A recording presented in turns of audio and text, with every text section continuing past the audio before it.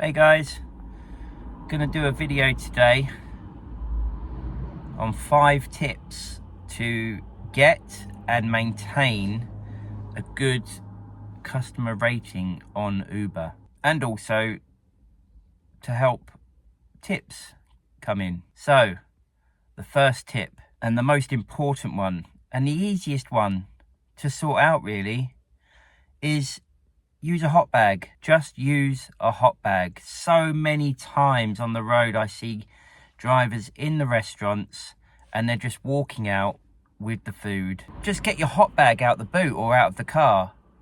It's like the easiest thing in the world to do. If the customer receives their food hot, they're not going to complain. You might even get a tip. And if you do use a hot bag, zip it up. You take your hot bag into the restaurant, you put your food in the bag and you don't zip it up, or you don't zip it up properly. I've had deliveries ordered to me. The amount of drivers that turn up with the bag undone or half undone, or bringing it just without a bag. It's so simple, guys. Just use your hot bags. The mind boggles when I see that. I can't understand why you wouldn't use a hot bag. It's the simplest and probably the most important part of the job. Tip 2, be polite. Speak to the customer. Say thank you, how are you, that sort of thing. And not only will that give you a good thumbs up and a good rating, but you'll also probably get more tips off the back of it. Act like you want to be doing the job. Act happy. So many times I hear from customers saying, oh, it's good to have you as a driver. You come, you're happy, you put a smile on our faces, and they don't see that. They don't get that enough. They just, here you go. Like, interact. Act like you want to be there, because it makes all the difference. And as I said, not only a good rating, but you probably get tips. Number 3, don't multi-app. And when I say don't multi-app, I'm not saying don't have more than one app, because I use Uber and Deliveroo. What I'm saying is, when you get a job on one of those platforms, don't accept a job on another platform. So don't do an Uber and a Deliveroo together.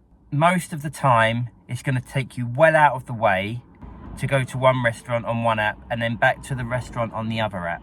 And all that time in between, food's going cold, customers getting annoyed because it keeps adding another 10 minutes to their delivery. That is going to see your rating plummet. So if you get a job on one app, just turn the other one off. Then you won't even be aware of anything coming through on that one. And you won't feel like you're missing out on a bigger order. Just get an order, concentrate on it, and then turn the other apps on once you've completed that order. It's really simple, guys. It's so simple. The time taken and wasted by picking up orders on different apps is crazy, and I hear it all the time from customers. They're always like, oh, it takes forever, and you can see the time being added, and I can see them driving around miles away doing other things. That's the thing, they can see your activity.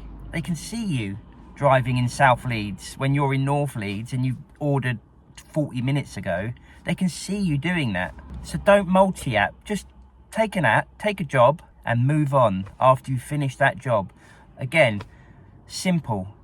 Another good way to get good ratings. You get there nice and quick, their food's hot, you're not messing around, they can see you're not messing around because they're becoming savvy to it now. Another way to get your ratings up. Tip 4, guys. There's a function on the app where you can contact the customer. If you're going to be late, if there's any issues, if things are missing or there's things you can't collect and the restaurant hasn't been in touch, you get in touch with the customer. I'm stuck in some traffic, I'm going to be a bit late, blah de blah, whatever's going on. Stay in contact with them. They really appreciate it. And again, if you can clear up any issues that are happening, then they understand and they don't rate you down for it. And tip number 5, personal cleanliness and keeping your equipment clean. If you arrive at a customer's house and you get the food out of the bag and the bag is ripped and it's dirty and it's smelly, it's not going to leave a very good impression at all. So make sure you're always cleaning down your bags, keeping them nice and clean, and make sure you're keeping yourself clean as well. I'm not saying you have to look $1 million. God, I don't. I bloody look awful. But just keeping some sort of appearance just makes the customer feel a bit more at ease, I would say, and a bit more happy to be receiving food from you, which is gonna go in their bodies. So, you know, it all comes hand in hand, I guess. There's some top tips to help keep the rating high and keep those tips coming in. If you liked it, give a like, subscribe, comment. Oh, there's one more thing I should probably add. Now, we're not going to be able to keep everyone happy, and I'm well aware of that. I'm normally at 100% rating myself on Uber.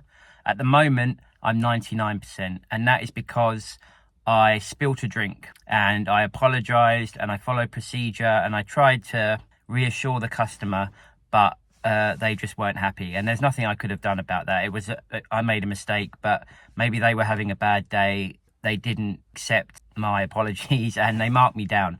We can't please everyone. Sometimes there's going to be factors outside of our control where we will get a thumbs down.